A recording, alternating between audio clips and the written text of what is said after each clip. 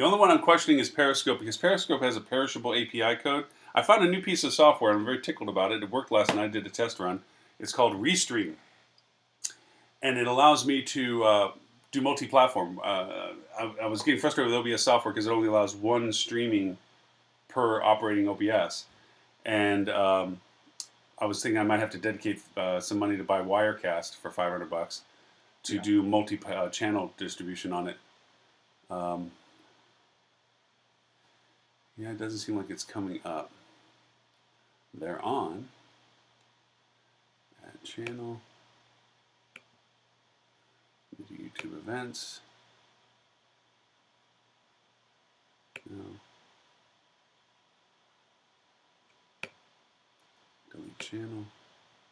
I'm going to delete and go back on. We might be paused here for just one more minute. And delete channel. And then I'm going to add a channel. I didn't know if I could reuse the same channels. Didn't find that out until just now. So we'll see. Right. Uh-huh. Uh-huh. And uh-huh. And offline access. Hello. And then add a channel. And let's do Periscope. The RMTP. All right, we'll get started live, and I'll add Periscope once I get, hopefully, Robert involved with it, so I can be distracted long enough to not play host at the same time. Okay, and we will go live in 3, 2, 1. Good morning, or hello, everyone. Welcome to This Week in Hospitality Digital Marketing. I'm one of your co-hosts, Lauren Gray, where we have the privilege and distinction of having Mr. Don Hay as our guest co-host today from Digital Alchemy. Good morning, Mr. Don. Good morning, Lauren. Thanks for having me. Well, no, thank you. You are prompt and on time, unlike my other cohorts in crime who seem to have left me with the privilege of just being able to dialogue with you one-on-one. This is a kind of a fun thing. This normally I have to share space with them, and instead they've left me to my wiles. This is okay. I'm good with this. For those.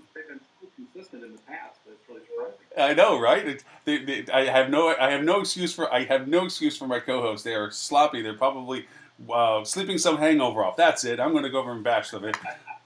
They decided to give away Friday. They're probably Giants fans. Yeah. They just don't want to even face this weekend for us. And since both of us are located in Dallas, there has been a certain hubbub around us. I mean, good golly, it's always fun to be in a winning town when it comes to the sports things and stuff. Unfortunately, I do have a split household. My wife and the rest of the family are Cowboys fans because we've lived here a long time.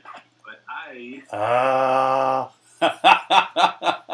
Wait a minute. When it is still state law that you remain a Packer fan. Well, now wait a minute. When we did the test to make sure that the technology worked, you had a hat. Yes, that's the hat. That's the one I was thinking about. There it is.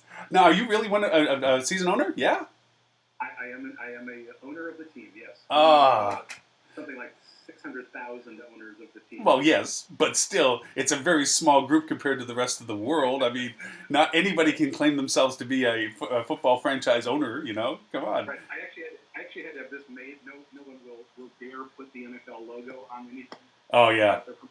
So I had to find a screen printer, and I went to the Super Bowl in 2011, and a friend of mine bought a box and 30 tickets and brought all of our friends from Wisconsin. We roomed together in Madison. And so we sent these hats out to everybody that was at the game.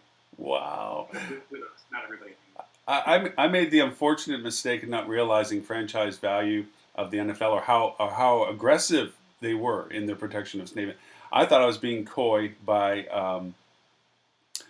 trying to go over and buy domain names like SuperBowlMiami.com. Super Bowl they own. Yeah, that doesn't go well because as soon as I even bought it, it didn't even go into cash parking. It didn't do anything. I got an immediate. This is value. You can't own this, so forth and so on. GoDaddy immediately canceled the purchase. It was like, whoa, okay. So then I tried the big game in Miami and so forth. Even then, there's infringement as to they send you a note saying, if you're trying to influence sales and to go to a franchise operation, it's a big long letter. I should have kept it. We will pursue and critique anything that you do, and if it's any infringement, expect immediate legal recourse or something. It was brutal. Oh I'm like, Yeah. wow. It's all about fear of lawyers. They do that because you'll notice on TV they'll say things like, for the big game, buy our pizza, and NFL can't go after them for that. Yeah. They'll sure try. Yeah, They're no, doing something good. no, it is. I mean, well, of course, that's their value proposition. I mean, in all honesty, that's what they're known for it. Um, Gosh, there's just 1,001 things to talk to you about in particular. But before I go over and start throwing around questions and so forth, the premise of a lot of this, for those who have never joined our show for us, we've been doing this weekly now for a little over a year and a half, and we have our guests, and we'd love to take the opportunity to say for the first half hour, at the very least, it is to your wiles as to what you would like to discuss, and it is so rare to not be able to talk about digital alchemy. People go to conferences, and of course, there's the vendor booths, and you've done your fair, probably more than most people's fair share of vendor boothing when it comes to stuff. Mr. Robert Cole, how are you, sir? I'm here. I apologize for my tardiness. Oh no, we already blamed you for a hangover, and you're sleeping it off and everything else. We're good. Well, that's a normal week. But Wait a minute, you shaved. You know what I was going to do, and I still might do it. I'm going to share that picture of you on the beach in the Virgin Islands with your hair going straight up. I might just because you left me high and dry here at the beginning of the show, I might just throw that up for general content. But well, I'm still trying to get my Microsoft Surface to participate in this, and it just does not want to do it. So I thought it was really close, but it does not like Huzza, or I do not know. It will not. No, it's a Chrome favorite. You're not trying to run it in Edge, are you? No, I'm not. I'm just trying to do it in Chrome, and I don't know. It has two cameras, but it's not quite a smartphone, not quite a tablet, not quite a laptop. I love it, but just for this, not good. So.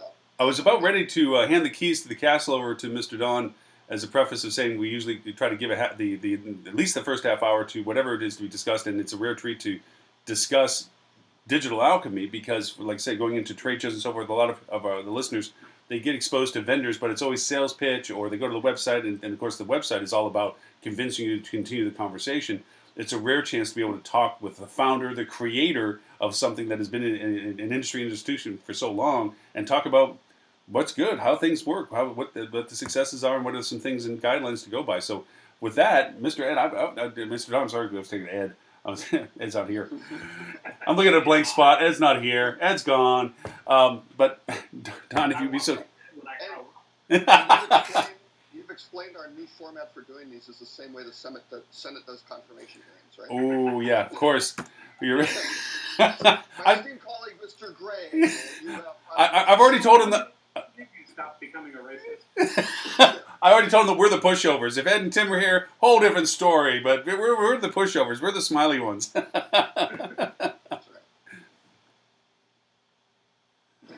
right. So, Mr. Don, please tell us a little bit about. I mean, for those who may not be aware, or those that may know the details of the history of digital alchemy, how you came up with it, what you've been doing with it, and everything else. Well, all right. I always try hard in forums like this not to make a digital alchemy commercial. You guys can get that on the web. You can talk to our salespeople, all that sort of thing. So if that starts to happen, it's an error.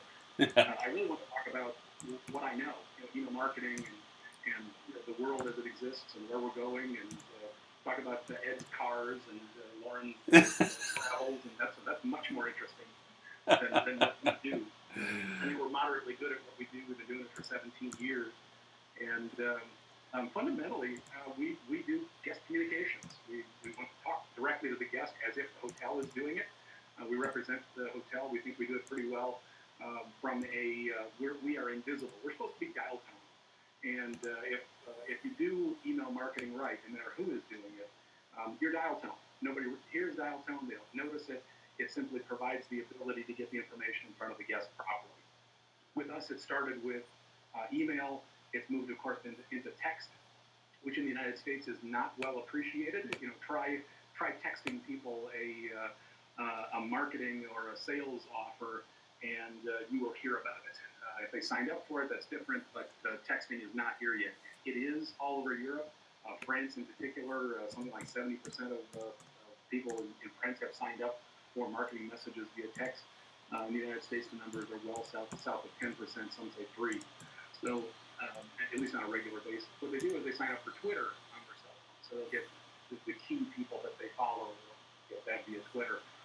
and get a text to their phone, so they don't even have to open the Twitter app to see what pick their favorite celebrities just said, or pick their favorite politician, or whether around here it's Sonic stores that a couple of people in the office follow Sonic, which you've probably all seen the commercials, and there will be 50-cent corn dog days. And that's different. I get a 50-cent corn dog. All right, you can text me that. But Yeah. you better not text me that